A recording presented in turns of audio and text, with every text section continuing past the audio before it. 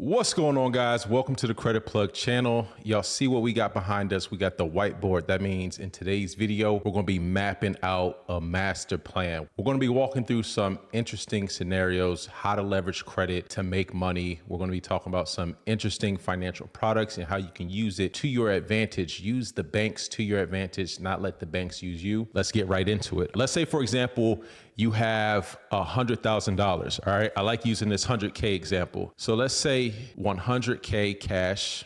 So you got 100K cash. So what you should probably think about is, okay, let's put this into something that is going to hold value. Because as we know, the purchasing power of the dollar is continuously being devalued, right? So one of the best things, and this is where I would say where real estate has an advantage. I'm not going to say real estate is a great investment or that it's an investment at all. But what I will say is that it's a pretty decent way to preserve value, right? We know stocks can go up and down, crypto can go up and down, the price of the dollar can go up and down, but real estate tends to be a little bit more stable. So let's say we take this 100K and find a property that is worth exactly 100K. Now, this is just for illustration purposes. Obviously, there's closing taxes and stuff like that, but just stick with me. So this property is 100K. Hopefully, this property can rent for $1,000. So we're going to stabilize this property and rent it out for $1,000. You could use this as a Section 8 rental because this way you can probably to a certain degree guarantee that you're going to get that $1,000 every single month. And to be honest with you, a 100K property was more than likely to be a Section 8 property anyways. You're making $1,000 a month off this property. Then what we're going to do is we're going to go to the bank. Since this is a free and clear property, there's no mortgage on it. We're going to get what's called a real estate secured LOC, line of credit. This could be a HELOC, a home equity line of credit, or a business line of credit secured by residential property. The only difference is that one is titled under a business, the other is titled under your personal name. So we're going to get a real estate secure line of credit. Let's say a HELOC to keep it simple. A couple things about HELOCs. A HELOC is going to have a draw period, a period where you can draw from the line, pay it back, repay it. So it's going back and forth like a regular line of credit. So you have a draw period and then you have a repayment period. What's typical is a 10-year draw and a 20-year repayment. For the first 10 years, you could draw, repay, draw, use it over and over again. Then you have a repayment period. In the draw period, you're only required to pay interest only. And the repayment period is going to be principal and interest. So for that first 10 years, when you're making the payment, the required payment, it's only going to be interest. Now you could pay additional principal, but basically the required payment is going to be interest only. And let's say, okay, so 10-year draw, 20-year repayment. Now, on this 100K property, basically, you can go up to usually around 80% LTV. But for this illustration, I'm just going to be conservative and say, let's say we get a 70% loan to value HELOC, right? So we get 70% LTV. All right, so that's going to translate to a $70,000 line of credit. All right, so we got $70,000 right here. So y'all follow me. To recap, we started off with 100K cash. We bought a property that costs $100,000 that will pay $1,000 a month. Now I know some of the real estate gurus talk about the 1% rule, right? So if you buy a property, you should be able to rent it for 1%. Let's make that assumption.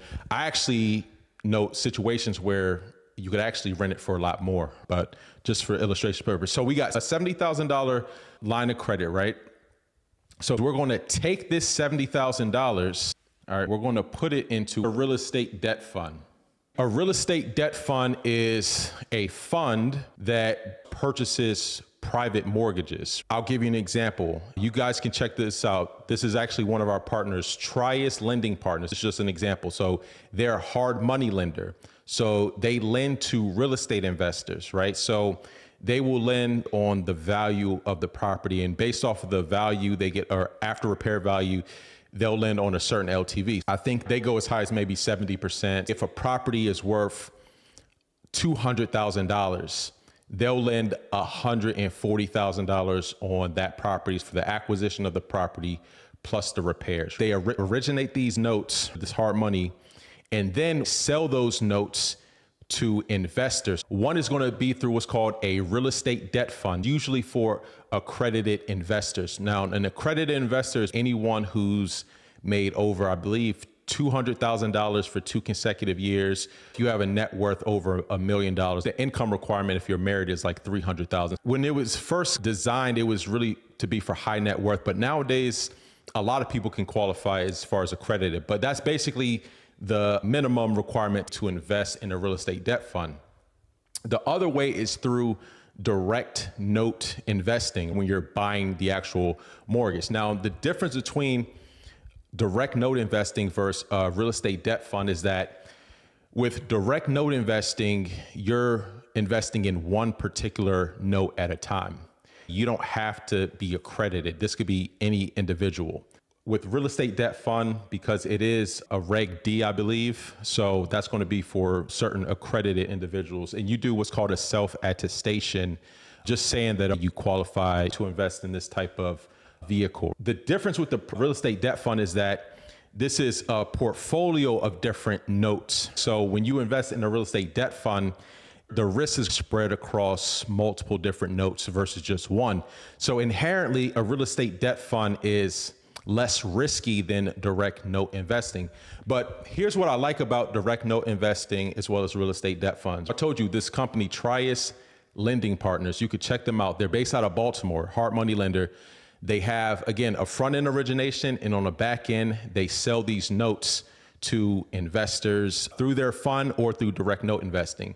So the collateral that's tied to those notes is worth more than the actual loan, right? So again, like I said, if the property is worth $200,000, the note is $140,000. So the collateral is worth more than the actual note. In some cases, if there is a default, you actually have more value in that property. Of course, you'd have to foreclose on it, liquidate it, but it reduces the risk greatly. With these real estate debt funds, you can get a 10% return. With Trias Lending Partners, they will pay investors 10% on your money annually. The way it works with the real estate debt fund, it's a little bit different because there is a lockup period, usually like 12 months. But with direct note investing, you get paid out as soon as the property closes, or once it refinances, the hard money loan is paid back, right? You get your money back. And in the meantime, you're actually getting monthly interest payments. So in this example, let's just say direct note investing. This actually makes sense for most people. So I'm gonna say note invest. These are pretty much the same principle. One is a fund and one is a direct note. Let's say you put $70,000 in a direct note that's paying 10%. So pretty much on a yearly basis, you're gonna make, let's say if it takes a year to get your money back, you're gonna make $7,000, right? 7K, all right? So that's your yearly profit from the direct note. And it's fairly secure, right? I know with Trias Lending Partners, 20 years, no fumbles. So y'all could check them out. Tell them a credit plug, or tell them Antoine sent you. All right, so let's talk about what is the monthly debt service on this $70,000. So you liquidate the line of credit, the 70K, you put it into a direct note that's paying you 10%. Mortgage HELOC rates are about 7%. On a $70,000 HELOC with a 20-year repayment, 10-year draw period, the monthly payment is approximately $408.33. On a yearly basis, let's round it to $4,900. This is interest only, no principal payment. From your real estate investment, you're making $1,000 a month through Section 8. All right, so we got $12,000 in rental income. All right, 12K. Plus we got the 7K. So let's add another 7K. And then let's subtract the 4,900. So that gives us 19,000. So the 12,000 plus minus about 5. So we're at $14,100. All right, 14,000. So Let's just recap this again so everyone follows, right? You worked hard, you saved up 100K, so that's your 100K in the bank. You then went to the bank and got a secured line of credit, a real estate secured line of credit, which could be a HELOC, or if it's an investment property, we know banks where they'll allow you to collateralize a residential property. 70% LTV. I know with certain banks, they'll go higher. I know at Truist, they'll go higher. But just for illustration, let's say it's 70%. So you can get a $70,000 secured line of credit via real estate. Take that money, and instead of buying a second property, put that into a real estate debt fund or direct note investing, actually, because this is going to have a higher lockup period. So you do direct note investing, you earn 10%. So that's $7,000 from that. And then here's the thing. As I was saying, when you're doing direct note investing with Trius Lending, who only does hard money, these are short-term loans. So your entire principal is going to get paid back. If someone rehabs a property, they borrow money, they get a loan from Trius, they rehab the property, and then once they go to refi or sell the property, that's when the investor is made whole. So this $70,000 is getting paid all the way back after that first year, right? That's usually it's anywhere from 9 to 12 months usually. So let's see where we're at after year one. After year one, we have $14,000, right? And we still got the 100K property. We got $1,000 a month income coming in from the rental property. Y'all can still see that? It's small. We got a $70,000 secured line of credit with a zero balance. Again, this is assuming after year one, a zero balance. And then we have $14,000 in cold hard cash. Let's just say 14K. $14,000, right? So what you want to don't even reinvest this 14,000. Take this 14,000, put it in a high yield savings account, HYSA. You could check out Wealthfront. They got a pretty good one. I think they're paying like 14%. Now, what you eventually want to do is let that stack up, because if you want to invest back into the real estate debt fund, you're going to need more than $14,000, right? So you want to let that just continue to build up. And once you get over a certain amount, I think with certain funds, it's like a minimum amount, or direct note investing. Now they do have like fractional note investing, like different platforms online, which I think you can invest with as little as $500, but that's really not going to move the needle. You basically want to, let's say once you get up to, I don't know, 25K minimum, 50K minimum, that's when you want to redeploy the money, the profits that you're getting, back into note investing so you can earn that 10% return over the year. But think about this. You still got the 100K property. You're generating $1,000 a month. You got a secured line of credit for $70,000. And here's the other thing. Here's the other gem. After maybe 2 years, you could do a reassessment. So let's say originally this property was worth 100K. Let's say 5 years later, this property may have increased by 20, 30%. What you can do is get a new appraisal. And let's say the new value after 5 years is 150,000. With the new appraisal, 70% LTV, and it's paid off, right? All it is, you got a HELOC against it, but they'll reassess the HELOC limit based off the new appraisal, the new valuation. So let's say if it's 150, instead of a $70,000 HELOC, you'll have whatever 70% of 150, right? 105. What's 15 times 7? 105. So this HELOC will go, or this secure line of credit will go from 70,000 to 105,000 based off the new assessment.